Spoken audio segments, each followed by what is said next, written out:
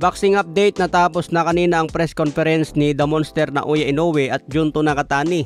December 27 ang laban na ito sa Saudi Arabia. Sinabi ni Inoue na stepping stone lang ang laban niya ngayong December kontra Alan Picasso dahil may paparating na big fight sa May 2026. Ito na nga ang laban ni Inoue kontra Junto Nakatani. Pero sinabi rin ni Inoue na magpapakita pa rin siya ng impresibong performance sa December kontra Alan David Picasso. Wag lang magpakampante si Inoue dito mga boss, baka ma-upset pa kay Alan Picasso. Pero tingin ko mga boss, bata pa kasi si Alan Picasso at kulang pa sa experience. Base rin sa kanyang estilo at galawan sa huling laban niya kontra Kameda, delikado talaga si Alan David Picasso. Baka matapos ito sa isang stoppage. Manipis kasi ang katawan ni David Picasso mga boss. Although may kalakihan din si Alan Picasso, pero sa bilis at lakas ni Inoue, medyo delikado talaga si David Picasso dito. Kaya sobrang yamado si Inoue sa odds. Kakarampot lang ang panalo kung tayaan si Inoue. Pero malaki naman ang panalo kung huhulaan mo na lang kung anong round matatapos. Si Junto Nakatani naman, kalaban niya si Hernandez. Sinabi rin ni Junto Nakatani na nagbabalak din siya umakyat ng division. Galing ito sa bantamweight division at ngayon unang laban niya sa super bantamweight 122 pounds. Kapag nagtagumpay daw si Nakatani dito sa super bantamweight, kung sakaling talunin niya si The Monster Inoue, baka pwede pang umakyat itong si Nakatani sa featherweight division.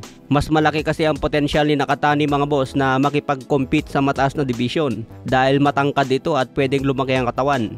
Itong si The Monster Inoue siguro pwede pa ito hanggang featherweight division. Pero pagdating sa super featherweight at lightweight, baka mahirapan na ang katawan ni The Monster Inoue. Kaya abangan natin ang laban na ito mga boss, December 27 sa Saudi Arabia. Sa iba pang balita, may nag-report pala doon sa Gab tungkol sa sinabi ni Jason Casimero sa kanyang live. Kung wala palang kapwa nating Pinoy na nag-report tungkol sa sinabi ni Jason Casimero na kailangan magpatalo para sa plano, hindi sana ito napansin ng Gab. May dalawang nag-report daw kasi sa Gab mga boss tungkol dito dahil marami ang natalo sa laban ni Jandrel Casimero. Pinangako kasi na magkapatid na tatalpak na sa kanila dahil siguradong papaldo na. 30 second nga lang daw si Kameda. So maraming Pinoy ang umasa mga boss. Pero sa bandang huli natalo si Jandrel Casimero. Syempre masakit din sa mga Pinoy ang natalo ng ganun-ganun mga boss. Lalo idol nila si Jandrel. Tapos biglang sasabihin ni Jason na kailangan magpatalo para sa plano. Kaya may nag-report sa Gab at ngayon iimbestigahan nila. Kailangan daw magpaliwanag itong magkapatid.